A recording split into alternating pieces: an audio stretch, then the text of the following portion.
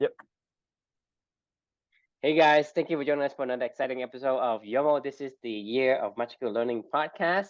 Today we're doing another Taleb book reflection. This is part 4 of 5 of the book Anti-Fragile, the things that gain from disorder by Nassim Nicholas Taleb. So take it away, Chris.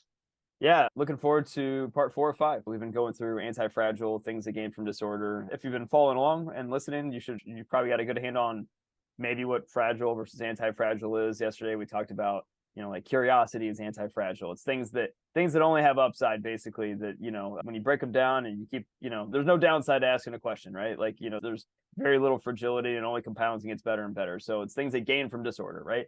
Well, today I wanted to talk about a thought that popped up during this book that I had. It was called "It is true. If you don't use it, you lose it." So every time I hear this quote, like, have you ever seen the movie 40-Year-Old Virgin? Mm-hmm.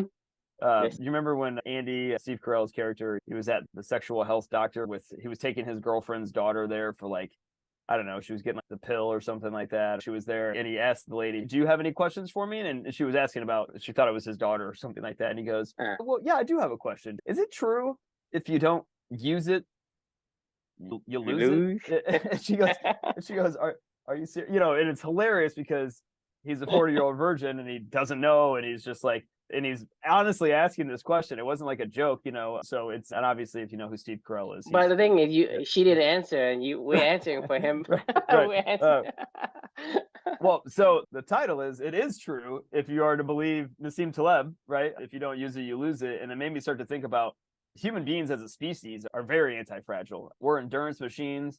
Our minds and bodies have been fine-tuned to adapt and evolve to all different kinds of circumstances thrown in our path. It doesn't matter where we live, what we eat, like what we do, like, our imaginations, our ability to create new ideas, to communicate, to connect to each other. All these things force us, every time that we get stressed, forces us to adapt, to grow, and to improve. And collectively, I mean, individually, obviously, each one of us are certainly fragile, but collectively, humanity as a collective is pretty anti-fragile. I mean, that's not to say that some meteor couldn't hit the earth tomorrow and it all falls apart and we all die from it, or some catastrophe happens. Like, I'm not saying that we're invulnerable, but we've done a really good job as I humans think we're of pretty invulnerable.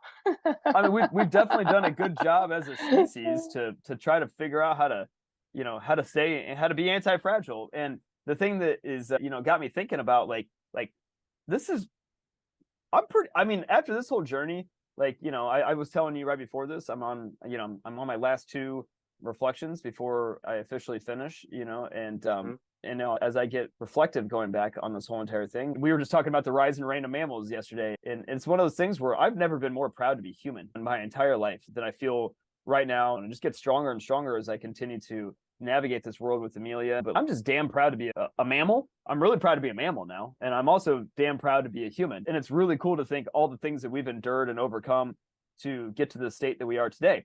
But the flip side of all that is we've done such a good job of trying to use all of our stressors that's been thrown at us to adapt and grow that we've made life pretty damn easy for a lot of us. We sit back and we don't do shit. We eat a lot. We don't exercise. We don't ask questions anymore. We don't keep our minds right. We don't communicate with each other, and the truth of the matter is, like, if you don't use it, you do lose it. If you stop asking questions and stop using your imagination and stop stressing your body and stop exercising and stop engaging with the world and stop doing all the stuff that we do that make us anti-fragile, we become pretty damn fragile. And it just, it was something that, like, stuck out to me as I was reading this book and I was thinking through this. And it's like, okay, well, then what do you do? Right? Well, the answer is use your gifts every fucking day. Every day. Go ask a question. Go do something. Go have a conversation with a friend. Go embrace uncertainty. Go take a cold shower. Go, I don't know, do whatever. But don't forget to challenge yourself. Do new stuff. Get outside your comfort zone and use it. Like, if you don't use it, you'll lose it. And, like, be a human. I guess it's pretty damn cool. But you got to be a human. It's a verb, right? You can't just sit down and, who wants to just sit around and eat potato chips all day long and veg out on TikTok videos? Like, that's the worst thing that we've done. So anyway, love to get your thoughts. It is true. If you don't use it, you lose it. Human is the quintessential definition of anti-fragile. Yes. And the thing is, you have to understand, in our world, this is a very chaos world. It goes from order to disorder. We are the opposite of that. We are the composers. By definition, because we're in this world, anything that leaves alone is going to disperse. Right. You think about anything that you build, right, over time that you left alone, it's going to wither away and disperse into nothing. This is the nature of this world. We, as a human being, it is the opposite. We do opposite of that. The composition of my face is a bunch of random molecules put together. The composition of your face, your hair, your ear, your hands, your body, your bones, and the way it works, the way it connects together, it is being composed opposite of the nature of this world. So you think about it, we are the quintessential definition of anti-fragile. And you also think about if the world gets tough, human adapt and become stronger. You think about it, like when in wartime, you got a lot of people band together. I mean, in times of need, we get to be creative. We invent a bunch of things. Right. That's what I'm saying is when the world gets tough is when humans are at their best. When we're stressed, that's definition of disorder. Right. That's the definition. This is what I'm saying is even by a natural existence, we already defying the chaotic world of this universe. Right. We already define that. Right. And then the second thing is like when we are even put under more stress, we grow even faster. It's unreal. I mean, you look at 9/11. You look at World War I, World War II. You look at the independence, right? The American Independence War, right? Look at Amelia. I mean, look at me and Amelia and our journey together. Exactly. I mean, so that's what I'm saying is, man, don't take this lightly. But this is in my mind when I understand what anti-fragile is, human. It is the quintessential definition of what an anti-fragile is. Right. Yeah. And so the question is, how are you embracing your humanity? Is that to me, as a human, and all human has this, we have to do something. We cannot do nothing. We have to do something. But because in this world, there's always pros and cons in every single thing. If you have time, you will gravitate toward the things that you are best at, whether that's to play tennis, go fishing, or to, create stuff. Because for me, I don't know why, but I like to create stuff. When I create stuff, it makes me happy, make me feel blessed. Same here. I don't yeah. You know what I mean? My composition of DNA needs me to do. So for me, I have to do something, and it's going to be the same for you and for the other guy, the next guy, the next guy. Everybody has to do something. Okay. And so the way to embrace humanity is to let your nature drive you. So what I'm saying is in our life, there is pros and cons. We cannot do nothing, but we can do something that isn't in our nature to kind of like occupy that time. So in today's world, we are occupied because the thing is, for example, you're sick, right?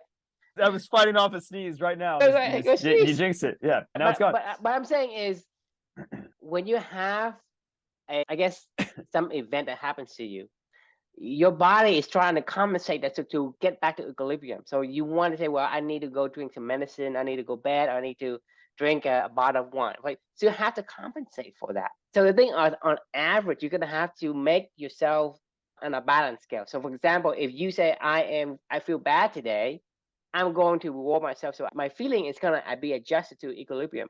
If I'm in the middle, right, then I don't need to drink, eat potato chips and watch TikToks. You watch TikToks because you are suppressed during the day or during whatever time. And then when you have any moment, you want to compensate that. Right. So the thing is, this is what I'm saying is, if you ask me, how's my day, right? What's new? I say nothing. There's nothing new. So I can give you an example. Okay. Would you rather eat one bowl of food, whatever food that you like, on a Monday and won't eat that food again? Let's say I eat like a small bowl of food and I eat the same small bowl, same amount every day for 7 days a week. But let's say you eat 7 of those in one day, but nothing the 6 days. So on average, you and I eat the same amount. but you have a huge spike in terms of, okay, I have a lot of food and I have no food. I have a lot of food and I have no food. So whenever you have these spikes, right, you are trying, because whatever the case, you're gonna balance out. Yeah, it's a pendulum. It swings back It's a and forth. pendulum. It's like somebody Right. push you over to the left, you're gonna lean to the right more Yeah. to balance out. So that is how we as a person adapts. So that's what I'm saying is, when for me is, I rather be consistent, because I don't want ups and downs. When you have up, you're gonna go down. Right. Right? It is that was it. That's why for me it's like, even though my health is not as good as most people, which is like, my health is very bad in terms of on average, but I don't get sick that much. Well, you don't have kids that are in cesspool daycare anymore. No, I do. I mean, my no, kids go to school, but no, what I'm I know. saying is, I'm I don't saying get they've sick. gotten through their daycare cesspool, picking up their fingers and licking their faces of their friends, and and yeah. Yeah, I mean, but they're a little less worse when they're little less worse. But the thing is, I don't get sick, and knock on wood, because I believe that if I were to put myself in a more dynamic change, like in a significant change, it costs my body to try to adapt. And when that occurs, it's going to give opportunities for my body to be attacked by different things. If I keep myself balanced for the most part, then yes, there may be some event that may get off of the tilt, right. but for the most part, it's not going to change. So if you ask me today, right, what happened? Oh, nothing happened. That's what I want. I don't want, like, hey, I have this and then you got nothing. Just like, you go to work, right? You make $100,000. Okay, make 100,000 a year. So you say, well, on average, I should make 100,000 a year. So if I make 100,000 a year every year, or I make like $0 for 1 year, and I make $200, the next year, right? On average, you do the same thing. But Right. imagine that life. How no, hectic would that be? Yeah. How exactly? That's what I'm saying. Is you're stressing too Yeah. much.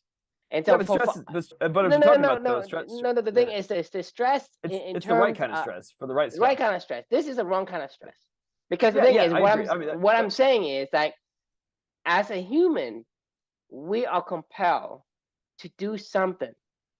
If right. you are not occupied by the wrong thing, you will gravitate towards the thing that you love to do. Whether that's to be build, like somebody like woodworking, somebody builds Like sword, this. like a I mean, smithing, let's be somebody honest. Like goes this and is a and this is be. a stressor.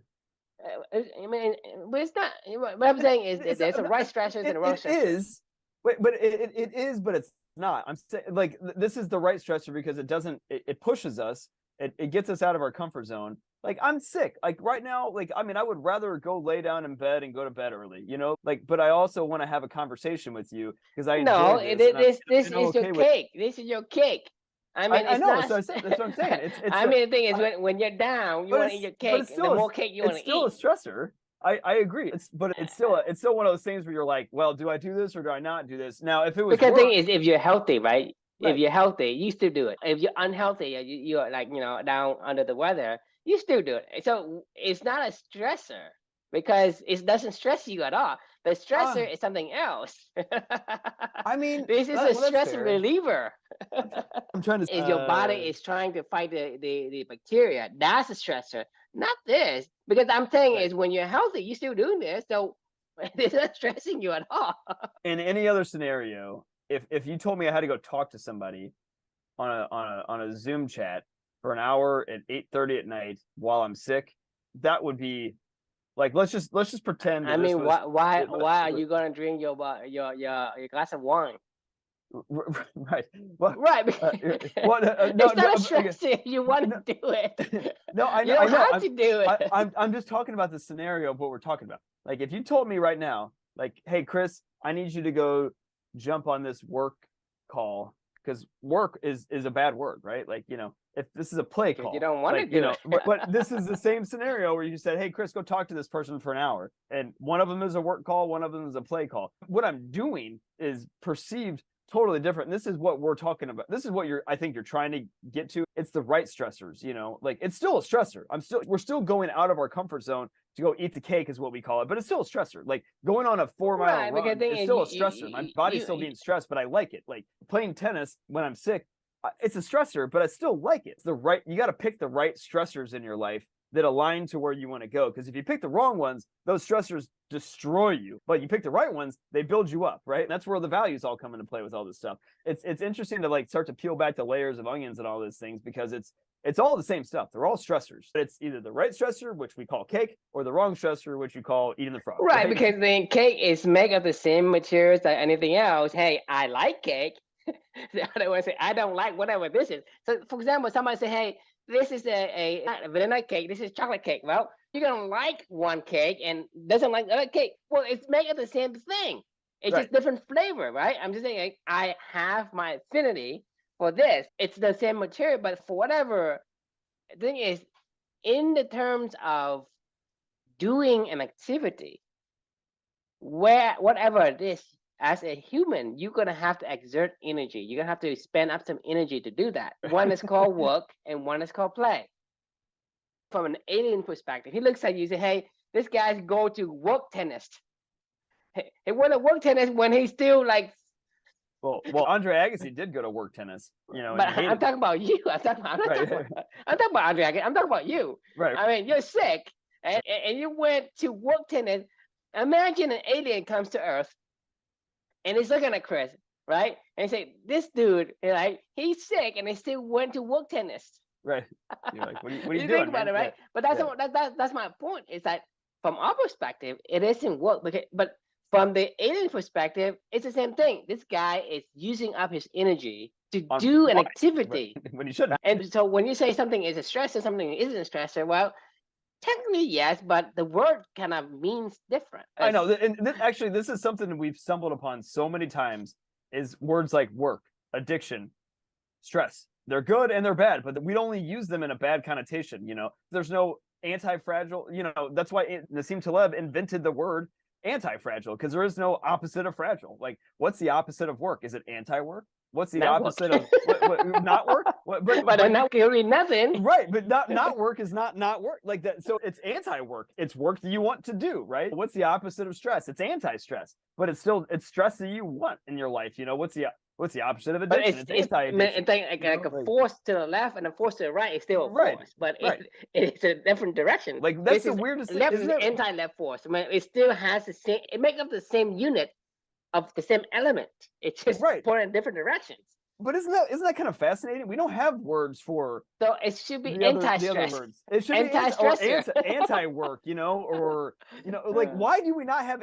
I had this argument. We were doing the "Why Are You Yelling" thing with my buddies a couple weeks ago, and one of these guys that does this, who's like just a genius. And talk about reading. Like, the guy's read thousands of books in his life. You know, he went to school for philosophy. Like, I mean, this is his bookshelves. When you walk into his house, is just he's got 500 million books that he's like, it's just unreal. And he also has a master's in like clinical psychology. Like, you know, he works in psych wards basically. And he's a nurse. He's not an RN. What do you call the one that's above that? A nurse practitioner. He's a nurse practitioner in a psych ward. So he deals with these crazy people all day long in the DSM, which is the diagnostic manual code. You know what the DSM is?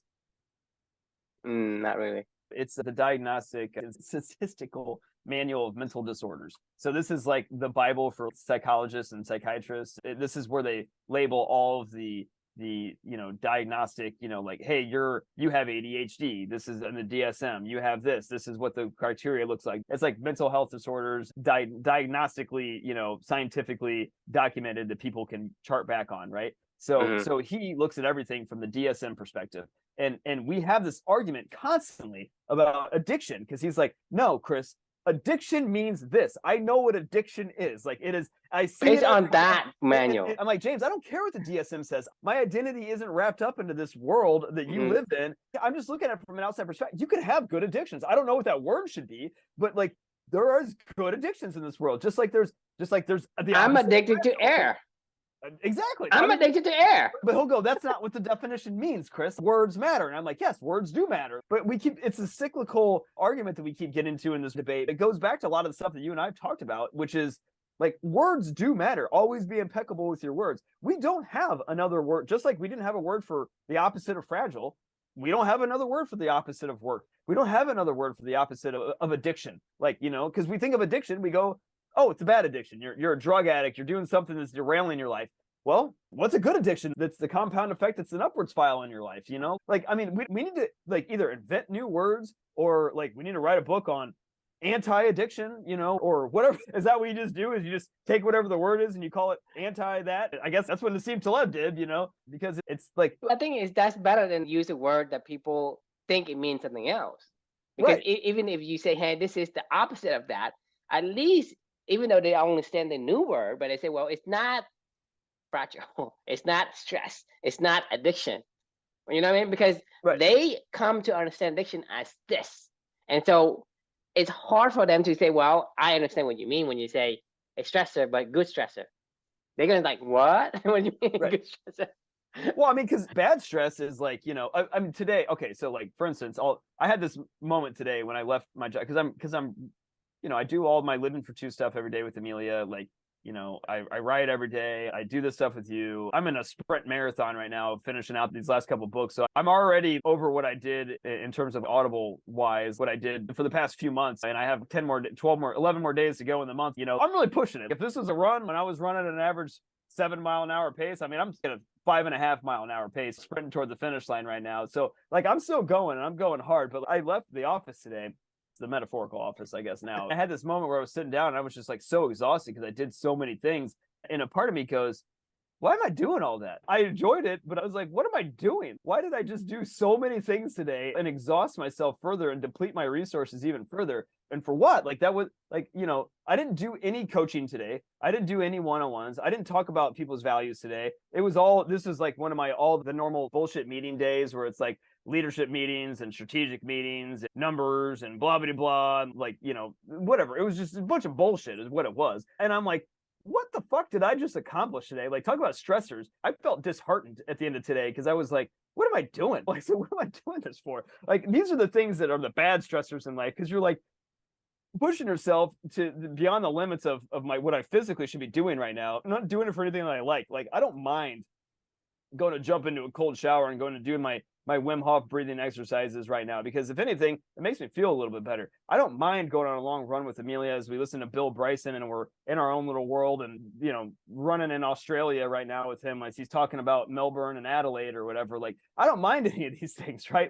Like this is good, but it's still a stressor. So I didn't feel great, but I didn't care. I enjoyed the process, you know. And then the other side of it, I'm like, what am I doing? That's the best example I can give you of bad stress versus good stress. I'm still stressing myself, but is it for the right stuff that you want to do it for, or is it the wrong stuff? That's exactly what I'm trying to say. Because in our world, we have to do something.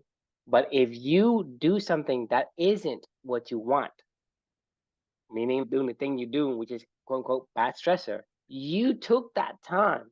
There wasn't any time left for you to do the good stressor. So to Right. be human, you need to watch out for that because these decoys will suck your time away and eventually you didn't get to do the thing that your mind wants to. Right. The key word is minding. You're still doing something because that's human nature. We have to do something, right? Whether we do something we want or we do something we don't want. By default, if you don't choose what you want to do, the society will choose for you. Your Yeah. environment will choose for you, and it's not going to fit align. And not going to align with what you want to do. Probability is very low. So that's what I'm saying is to be human. If you want to embrace your humanity, be a human. Do When shit. you be a human, you watch out for things that gonna occupy your time that isn't fitting with you, who you are, what your nature wants you to do. Right. And so that's what I want to warn people. Don't worry about what it is that it's going to be the right fitting for you. Just be in a place where you know what you don't want to do. So when you do something that, hey, this isn't what I'm feeling, right? It doesn't give me the blissful feeling, then do something else. Quit that. Don't continue to do it. Because like I say, people work at a corporate for like 50 years when they got out of school, right? You're 20, 21, 22, whatever, and they work until they're fucking like 70, right? 75. It's like you're working for 50 years, and by the time you finish, it's like, okay, What am I doing now? What do I do now? I told you about my dad, right? He just retired last year. He's about a year and a half now into his retirement. He was like 6 months in. I went over there one day. It was when our AC went out and I was staying with him. I was like, what are you doing every day, Dad? And he was like, I don't know. Like, what do you want to do? And he goes, I don't know. And I go, what do you mean you don't know? And I was like, what do you like to do, Dad? And he goes, I don't know. And I go, what do you mean you don't know? And I was like, how do you not know? I was like, Dad, I've been your son now for 38 years. I know what you like to do. You like to ride your bike. You like to talk about Led Zeppelin and old rock. You like to play your guitar. You like to go buy random like knives and shit like that and like throw random throwing stars and shit. You like to do your jujitsu, you like to do woodworking stuff. You do a lot of things, Dad. Like you do a lot of things that my dad loves to do. But when he thinks of all those things that he loves to do, and then puts that up to what he did for his career, which I think he did like to do that. He was a sales engineer and he has an engineering mindset. But either way, when he thinks of what he likes to do versus what he did for his career, like I just don't think it doesn't compute to him that I can do whatever I want to do now, and I can do it all day long. I don't have to like. There's no rules. Like so for him, he's like, well, this isn't like one specific thing that I'm doing every single day that I like have to do. I don't know. It's like he just can't compute. In his head. He still struggles with it right now. Now he just like does like a hodgepodge grab bag of a bunch of stuff every day that's kind of all helter skelter, but I think he's trying to figure it out. He's reading more. He talks to me about more and more books every day. He uses my Audible account all the time, and he like and he every time I go over there, I feel like he ends up bringing up the history of the world in 6 classes. He loves reading books. Anyway, so it's. I want to stop you there because it's very interesting. Because as humans concerned, right? Like I said this before, we are a collection of stories. When you talk to anyone who is in their like your dad's age or your grandma's age, right? There's a lot of wisdom, but it's all come from the stories, and they love to talk about the story. Go talk to your grandma. Go talk to your dad. He's gonna talk about story. It's all about the history because that is what it is. As far as humans concerned, we are a collection of our memories. Is a collection of stories. So history and all this is what makes you you. Agreed. So that's what I'm saying is, when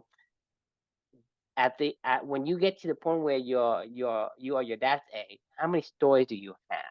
Oh, I mean, Jesus Christ, figuratively speaking to the audience, say if you get to that point, what stories do you have? The thing is, the story isn't like, hey, I went into this battlefield and I was on, this whatever. No, it's hey, I built this, I built that, whatever that makes you like alive.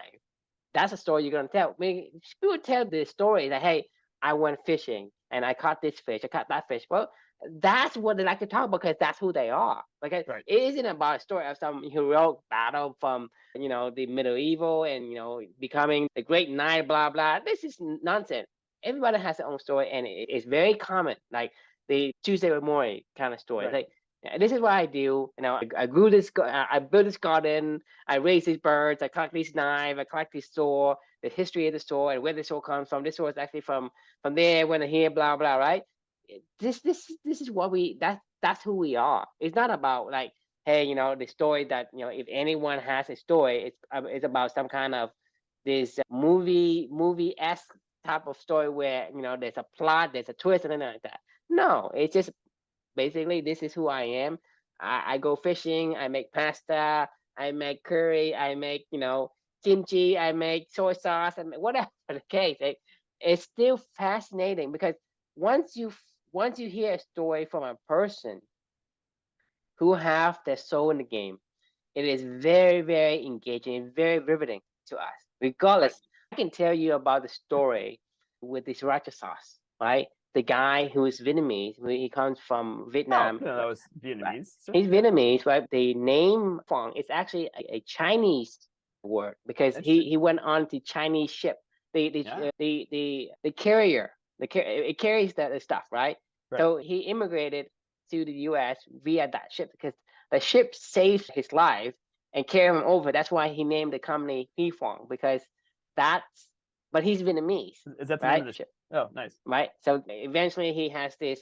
He grows chili, and the way he becomes interested, he went to different restaurants and he would ask because he loves like spice. So he's keep asking for different sauce. Nobody give him the right sauce, and he actually started making his own at the store, trying to figure out to put a bunch of stuff together. And eventually, he brings his own sauce to the restaurant every time he goes to the pho restaurant. And eventually, he grows into the $1 billion company. But it's very interesting when you hear him talk, That's cool. because that's his entire life. But you think about it, how is that a story-esque movie where you say, hey, this plot, this twist, and this dramatic, blah blah. Honestly, we don't really care about that. We just care about, okay, how is this person? Because you look at the person, you look at him, and how he's turned, and the commitment and conviction he has. That is what engages you to listen to him. It isn't the narrative of the story itself. So you can be very engaging and be mesmerized by what your grandma tells you about her life. And her life could be like Tuesday with Maury. It's kind of story. And it's still riveting to you. That's what I'm saying is so that's what I'm saying is, to the question to the audience is, if you are at in an age of 70, what kind of stories that you tell that, hey, this is stories that, I could tell over and over and over again. Because the thing is, whatever it is, if you like tennis, then you don't mind talking about the tennis and the lessons you've learned and all that stuff. If you like fishing, you don't mind telling the fishing story over and over again. You never get tired of it. But if it's something you don't want to do, I guarantee you tell one time, 2 times, you're gonna hate your own fucking story. Dude, it is so funny you say that, because like my grandmother's, I'm doing that grandma diaries project every Sunday. I'm calling it the grandma diaries. Yeah, well, it sounds good. That's right. Yeah. They've been through so many, talk about stressors and living, right? Like they've been through so many things that like when it's fascinating to see that, because as you get older, you get more anti-fragile, right? You gain from the disorder and the chaos that life has presented to you, and the lessons you accrue along the way, right? And it is really fascinating to really like talk to older people and to let them dive in, like you were saying. But on the flip side of that, like when you're not doing what you like to do.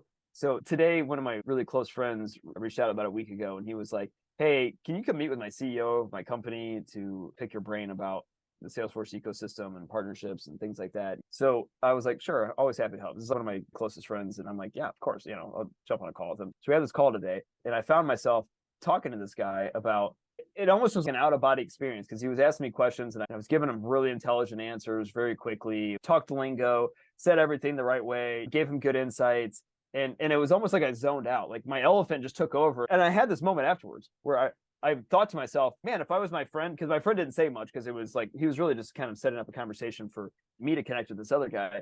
And I know that I could see kind of in his face, him going, whoa, man, I didn't know Chris really knew that shit that much, And as I got off the call, though, I don't give a fuck about any of that. And yes, I can talk intelligently about it. I can tell you all the lessons and wisdoms that I learned from all the stressors that I've been in this industry or this job or whatever, but there's no soul in the game when it comes to that kind of stuff. And it just sucks, because it's almost like you can become like Andre Agassi. You can become really, really, really good at something and hate it. Like, bring it on. If you do this on a tennis court, I'm going to do this, this, this, this, this. But I fucking hate it. Like, oh, you do this on a tennis court, I'm going to do this, this, this, and this, and this. But I fucking hate it. It's like, it like blows my mind. Like, and I'm like, it's crazy how good we can get at shit that we hate, And it doesn't blow your mind a little bit. Like, talk about wisdom accrued. Like, if you're going to accrue wisdom. Yeah, you can be really good at what you hate. Right. I mean, it's just about, you train your elephant.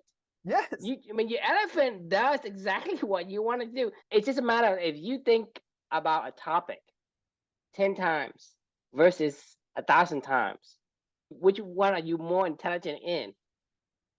Your elephant's gonna be more intelligent in whatever. You repeat something 1,000 times, the elephant's gonna say, well, this is what I need to learn. And so the elephant's gonna do what it does, but you may hate it. You may hate the stuff. Don't do that. That's what I'm saying is, you pick up something and you don't feel like it is giving you the positive bliss that you want, go find something else, because that's not worth your time. Agreed. Like, I mean, I was kind of impressed with the stuff that I was saying, because it was just so effortless, And I was like, fuck, I really do know what I'm talking about. Like, and I'm like, like, I don't know. I don't like that. I don't want to know what I'm talking about. Eventually you're going to be disgusted by your own stories, I It's agree. just I don't want to tell this story. I don't want Luca to wake up one day and, Chris wrote a story about how his dad knows how to talk about how to sell software. Like, and you're like, what the fuck? I don't care. Like, if my father came and told me, like, Chris, this is how you be a great sales engineer for a manufacturing company, I would go, like, Dad, I don't give a fuck. Let's go play baseball or something like that together. Or let's go do the other stuff you like to do together. Show me things you actually care about. I guess if he really cared about it, maybe I would care about it too. If he was like a doctor and he really cared about his patients, maybe I would care. I would tell Luca this and Amelia this every day of my life. I don't care about my job. Other people say you have an important job and an important role, an important place, and you're like, I don't give a fuck. I don't like it. It is just a job, and I don't want to be there. If anything, I would do anything in my life to not be there. But the only reason that I am at this particular place at this particular time in my life is because I'm doing the thing that I really want to talk to you about, Luca and Amelia, is the fun shit that we do that I've been experimenting on while I'm in this place because I hope to get to this place someday. And they're gonna go, well, that has nothing to do with your job, and I'm gonna be like, exactly, like it's I don't I mean, don't I mean, yeah. the thing is, everybody. I mean, we have so many variety of different, I guess, type of people on Earth, right? Because like you look at it, like there's some people who lives in a city that has no access to growing anything, like any plants, any vegetables, want to go grow vegetables, and that's all they do, and that's all they talk about, and they love to talk about it, right? And there's the people who are in a farm, right? That's what they do, and they hate it. They want to go to the city and sit in a desk and just sit and be in a cubicle. Okay, so the thing is, it's force fitting because there are certain people you force them to do a thing because all you have to do is swap. Exactly. I mean, the thing is, like for example, like you talk about, let's say we have like a pizza. I don't know, it's not a good example, but just humor me for a bit. We have a pizza. Some people like to eat the crust, and some people don't. Just give the crust to people who want to eat the crust, and give the one. You know what I mean? Who doesn't like to eat the crust of a pizza? Some people don't. Who? You show me who. Is this a black swan? Like, who doesn't eat a crust of a pizza? I mean, I've seen a lot of pizza boxes where the crust was still put in. What if you gave them like marinara to dip it in? Would they change that? Is it just because there's no sauce? No. I don't think so. Right. Pepperoni pizza, they don't eat the pepperoni. Oh God. I love pepperoni. They're not. So I eat the pepperoni. And so in this scenario, you just cut it. whatever it fits you, you just trade it. That's what I'm saying is, in our society today, we force fit it. Like you maybe like for you, hey, there's a certain thing you want to do, right? Let's do it. They make you do a sales job or a different job that has to have meetings or whatever. But somebody else wants to do that. Some people love to do taxes. Some people love to do math. Some people love to do statistics. Or I mean, they do that naturally. Whether you ask them to do, I mean, basically you pay them to do it or not, they still do it. I mean, still they do it at home, right? And so I'm saying is these people has this job. Like people, for example, people love to draw and design. I hate that. Right? So I don't do design. Let someone else like to do design.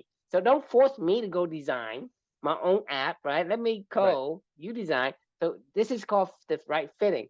But in society, we don't have the separations of duties like we have today, because most people say, well, you should be either, a doctor, a lawyer, an engineer, or, a management, right? So that's basically the kind of like division. But in this division, it's so generic, right? Because even in management, it's generic. Because even in teaching, there's certain type of teaching. There's a Montessori type teaching. There's more traditional teaching. There's more creative teaching, and there's a certain type of teaching that certain subjects that you want to teach, and there's certain segment of the subject, whether it's math, but you say, I don't want that math. I want application math, applied math versus elemental math, or like a more scientific math or whatever. There's so many divisions that you can go smaller and more like specific into, but we don't. We say, hey, since you're math, you should do this. So for example, people say, hey, I'm in computers, but in computers there's thousands of subdivisions,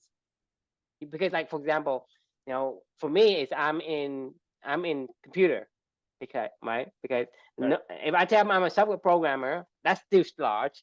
I'm not a software programmer. I'm only this programmer with this technology, with this type of project, with this kind of line of business, right? So it's so narrow. But for example, I think my uncle-in-law one time get mad at me because I couldn't fix it, right? Because thing is, I'm in computer, and he thinks you just know hardware and you can fix it all. I'm in IT, so right. So I say, hey, I don't know how to fix your printer. He basically thinks that I'm just, blow him off, say, hey, I don't know how to fix it. But, Yeah. he expects me to say, hey, I know. But that's the Right. thing, because, it's so much division. So, even for Snow, the way he teaches, he likes to Right. be philosophy teaching, and kind of instill his philosophy onto his young students. But the teaching that he's doing today isn't fitting in what the way he wants to do it. And so there's a lot of different ways people need to define a specific niche of whatever that they want to do, right? Even though say, hey, I'm in sales, but they depend on what kind of sales. You can say, hey, I can sell secrets. Is that sales?